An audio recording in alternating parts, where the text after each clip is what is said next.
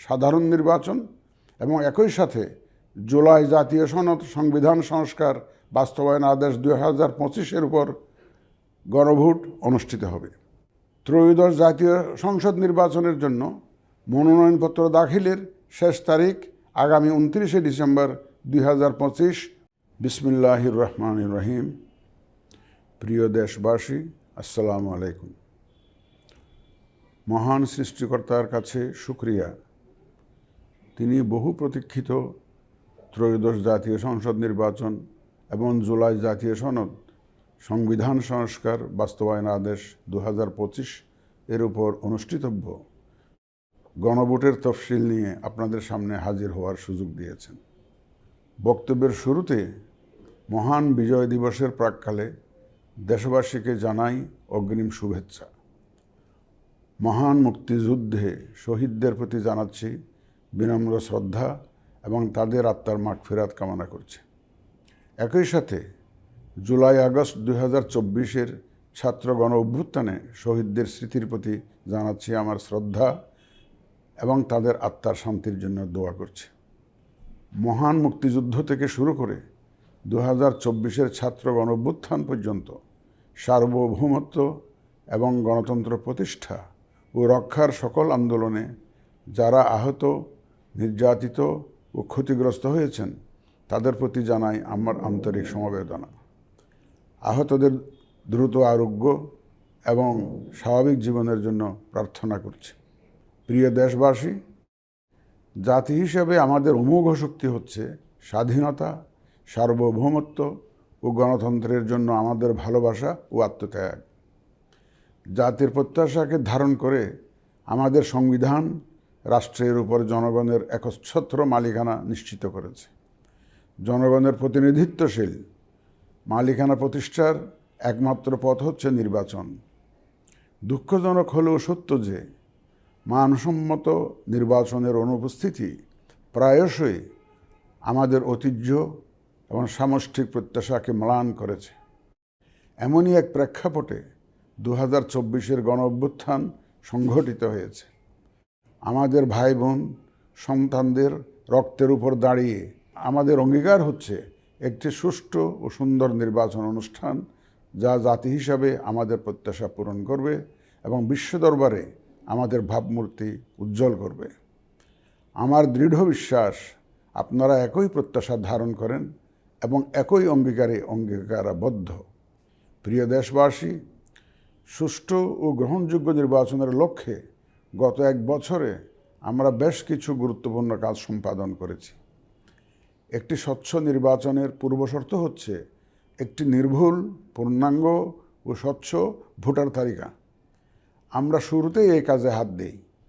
গত 1 বছরে নতুন ভোটার অন্তর্ভুক্তির পাশাপাশি ভোট বিমুখ এবং বাদ পড়া প্রায় 45 লক্ষ ভোটারকে তালিকায় অন্তর্ভুক্ত করা হয়েছে এবং 21 লক্ষাধিক মৃত ভোটারকে তালিকা থেকে বাদ দেওয়া হয়েছে। নারী ভোটারদের যথাযথ অন্তর্ভুক্তির অভাবে পুরুষের সাথে নারী ভোটারের ব্যবধান বেড়ে প্রায় 29 লক্ষে গিয়ে দাঁড়ায়। বাদ পড়া নারী ভোটারদের মাঝে সচেতনতা সৃষ্টির মাধ্যমে সেই ব্যবধান উল্লেখযোগ্যভাবে কমিয়ে আনা হয়েছে। আইন সংশোধন করে ভোটার হওয়ার যোগ্যতার তারিখ প্রতি বছর 1 জানুয়ারির পরিবর্তে কমিশন কর্তৃক নির্ধারিত দিনে নির্ধারণ করা হয়েছে। এর ফলে 31 অক্টোবর 2025 পর্যন্ত যোগ্য তরুণ ভোটারগণ ভোট দিতে পারছেন। গত 18 নভেম্বর প্রকাশিত তালিকা অনুযায়ী বর্তমানে দেশে ভোটারের সংখ্যা দাঁড়িয়েছে 12,76,95,183 জনে। এর মধ্যে পুরুষ ভোটারের সংখ্যা 6,48,14,907 জন এবং নারী ভোটারের সংখ্যা 6,28,79,042 জন। গত 1 বছরে নির্বাচন কমিশনের সক্ষমতা বৃদ্ধির পাশাপাশি সংশ্লিষ্ট সকলের জবাবদিহিতা বাড়াতে আমরা বহুবিধ আইনি ও কাঠামোগত সংস্কার সম্পন্ন করেছি। গণপ্রতিনিধিত্ব আদেশ এবং রাজনৈতিক দল ও প্রার্থীদের আচরণবিধিতে যথাযথ পরিবর্তন, সংশোধন ও পরিমার্জন করা হয়েছে। নির্বাচন ব্যবস্থা সংস্কার কমিশনের বিভিন্ন সুপারিশের পাশাপাশি নির্বাচন কমিশনের নিজস্ব মূল্যায়ন ও অংশীজনের পরামর্শের ভিত্তিতে এসব সংস্কার করা হয়েছে। এই উদ্যোগ সফলভাবে সম্পন্ন করতে সহযোগিতার জন্য আমি অন্তর্বর্তীকালীন সরকার, নির্বাচন ব্যবস্থা সংস্কার কমিশন ও জাতীয় ঐকমত্য কমিশন সহ সকল অংশীজনদের জানাই আমার কৃতজ্ঞতা। প্রিয় দেশবাসী, বিভিন্ন কারণে এবারের নির্বাচন আমাদের জাতির ইতিহাসে অনন্য ও গুরুত্বপূর্ণ। প্রথমত, প্রকৃত গণতান্ত্রিক ধারা পুনঃপ্রতিষ্ঠার পাশাপাশি কাঙ্ক্ষিত সংস্কার প্রশ্নে সিদ্ধান্তের নির্বাচন এটি। এবার জাতীয় সংসদ নির্বাচন ও গণভোট একই দিনে অনুষ্ঠিত হবে, যা একটি নতুন অভিজ্ঞতা। দ্বিতীয়ত, সংশ্লিষ্ট সকল রাষ্ট্রীয় ও গণতান্ত্রিক প্রতিষ্ঠানের জন্য এই নির্বাচন হচ্ছে সক্ষমতা প্রমাণ করে ভাবমূর্তি পুনরুদ্ধারের অনন্য সুযোগ। তৃতীয়ত, দীর্ঘ গণতান্ত্রিক আন্দোলন সংগ্রামের পর দেশের স্বার্থে রাজনৈতিক দলসমূহের মাঝে সৌহার্দ্যপূর্ণ গণতান্ত্রিক প্রতিযোগিতার ধারা প্রবর্তনের দাবি রাখে এই নির্বাচন।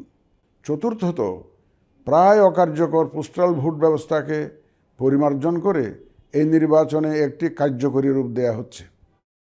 বিশেষ করে বাংলাদেশের অন্যতম চালিকা শক্তি আমাদের রেমিটেন্স যোদ্ধা তথা প্রবাসী বাংলাদেশি ভোটারদের প্রথমবারের মতো ভোটের আওতায় আনা হচ্ছে।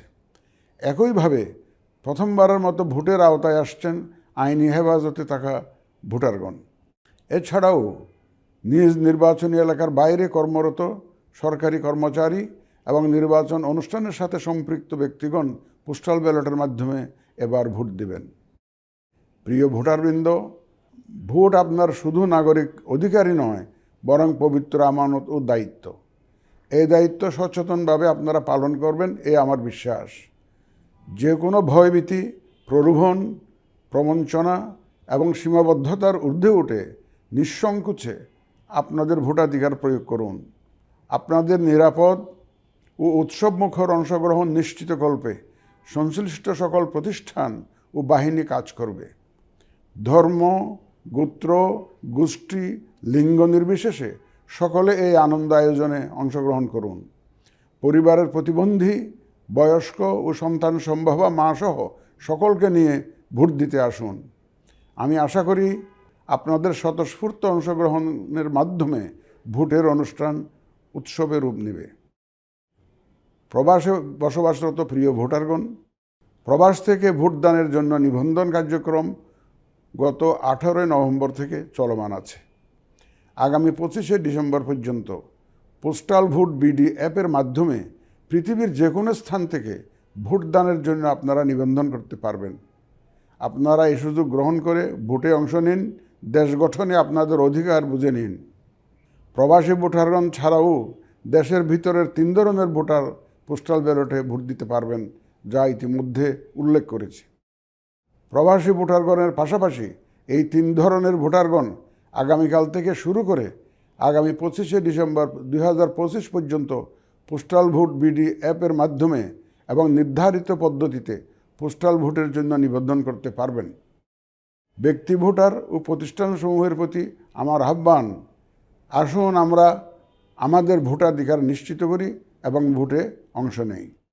প্রিয় দেশবাসী, বর্তমান সময়ে সামাজিক যোগাযোগ মাধ্যমে বিভিন্ন বিভ্রান্তিমূলক তথ্য ছড়ানো হয়ে থাকে। বিশেষ করে কৃত্রিম বুদ্ধিমত্তা ব্যবহার করে অসত্য তথ্য ও অপতথ্যের বিস্তার দিনকে দিন বেড়ে চলেছে। প্রতিপক্ষ দল ও প্রার্থীকে হেয় করার পাশাপাশি নারীদের প্রতি বিদ্বেষমূলক প্রচারণা আমাদের ঐতিহ্যকে ক্ষুণ্ণ করে এবং নির্বাচনকে কলুষিত করে। দেশের প্রচলিত আইন অনুযায়ী এসব রোধে প্রয়োজনীয় ব্যবস্থা গ্রহণ করা হবে। আপনাদের প্রতি আমার বিশেষ অনুরোধ, অসত্য এবং অসৎ উদ্দেশ্যে প্রচারিত কোনো তথ্যে কান দিবেন না, গ্রহণ করবেন না। মনে রাখবেন, অসত্য তথ্য শেয়ার করাও শাস্তিযোগ্য অপরাধ। আমি এবার নির্বাচনে অংশগ্রহণে ইচ্ছুক প্রার্থী এবং দলসমূহের প্রতি 2-1টি কথা বলতে চাই। আসুন আমরা আচরণবিধি মেনে একটি শান্তিপূর্ণ ও উৎসবমুখর নির্বাচন নিশ্চিত করি। শান্তিপূর্ণ সহাবস্থান এবং পারস্পরিক শ্রদ্ধা নিশ্চিত করে ভোটারদের বিশ্বাস ও আস্থা অর্জনই হোক আপনাদের লক্ষ্য।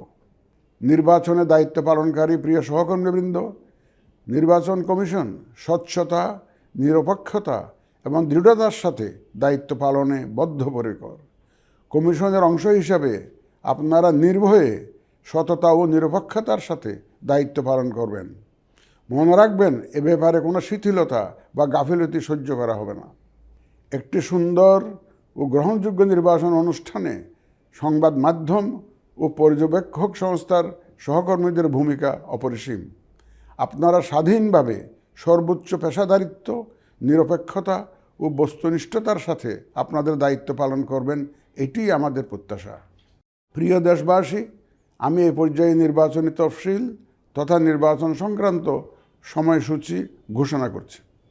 আগামী 2026 সালের ফেব্রুয়ারি মাসের 12 তারিখ রোজ বৃহস্পতিবার 300 আসনে ত্রয়োদশ জাতীয় সংসদ সাধারণ নির্বাচন এবং একই সাথে জুলাই জাতীয় সনদ সংবিধান সংস্কার বাস্তবায়ন আদেশ 2025-এর উপর গণভোট অনুষ্ঠিত হবে।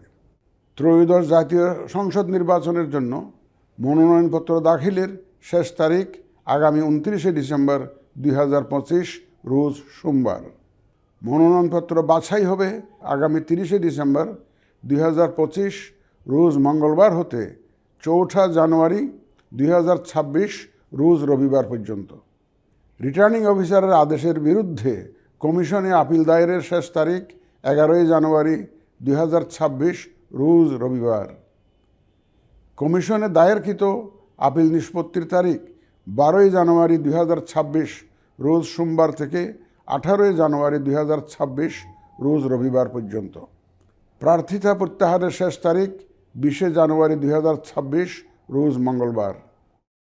রিটার্নিং অফিসার কর্তৃক চূড়ান্ত প্রার্থী তালিকা প্রকাশ ও প্রতীক বরাদ্দ 21 জানুয়ারি 2026 তারিখ রোজ বুধবার।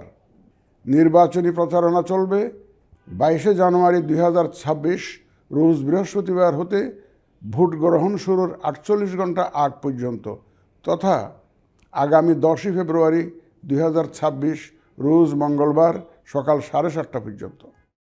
ভোট গ্রহণ হবে 2026 সালের ফেব্রুয়ারি মাসের 12 তারিখ রোজ বৃহস্পতিবার। নির্বাচন প্রক্রিয়ায় সকল রাজনৈতিক দল ও প্রতিদ্বন্দ্বী প্রার্থী সহ ভোটারদের আন্তরিক অংশগ্রহণ ও সক্রিয় সহযোগিতা কামনা করছি। সকলের প্রতি আমার আহ্বান, আসন্ন ত্রয়োদশ জাতীয় সংসদ নির্বাচন ও গণভোট সফল করে আমাদের গণতান্ত্রিক অগ্রযাত্রায় ঐতিহাসিক ভূমিকা রাখুন। মহান আল্লাহ আমাদের সহায় হন।